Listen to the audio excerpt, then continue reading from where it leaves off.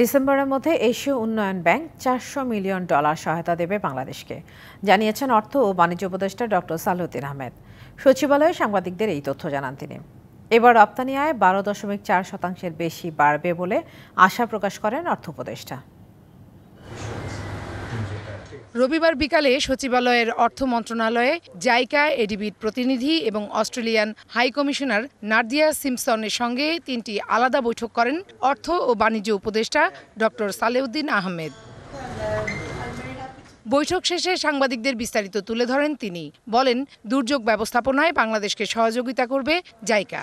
তাদের অর্থায়নে চলমান প্রকল্পগুলো স্বাভাবিকভাবেও চলবে।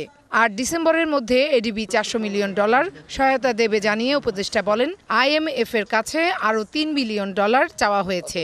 সার্বিকভাবে 3টা ডেভেলপমেন্ট পার্টনারের সাথে আমাদের যে আলাপ হয়েছে তা আশ্বস্ত করেছে এবং ওরা বলছে আরও বেশি এঙ্গেজমেন্ট, আরও বেশি আমাদের সাথে সহযোগিতা করবে। অ্যামাউন্ট আমরা আলোচনা শুরু করছি।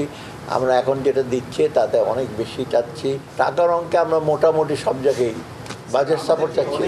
দুপুরে বাণিজ্য মন্ত্রণালয়ে রপ্তানি উন্নয়ন ব্যুরোর EPB 146তম এবং বাংলাদেশ ফরেন ট্রেড ইনস্টিটিউটের 59তম পর্ষদ সভা শেষে সাংবাদিকদের কাছে 12.4% রপ্তানি প্রবৃদ্ধির আশা প্রকাশ করেন বাণিজ্য উপদেষ্টা। এখানে হলো আমরা একটা প্রজেকশনও করেছি যে সামনের দিকের এক্সপোর্টটা কি হয়। মোটামুটি অবস্থা ইতিবাচক। এবার যা হয়েছে এরপরে 12% ধরবে। এবার রপ্তানি আয় কমবে না, বরং আগের চেয়ে বেশি হবে।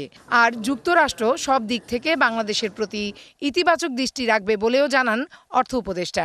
তখন আমি তো ওয়াশিংটনে যখন যাব তখন ওদের সাথে কথা হবে জিএসপির ব্যাপারে, অন্য ইস্যু আছে, শুধু গার্মেন্ট না, আরও ডিসেন্ট ওয়ার্কের ব্যাপারে কতগুলো।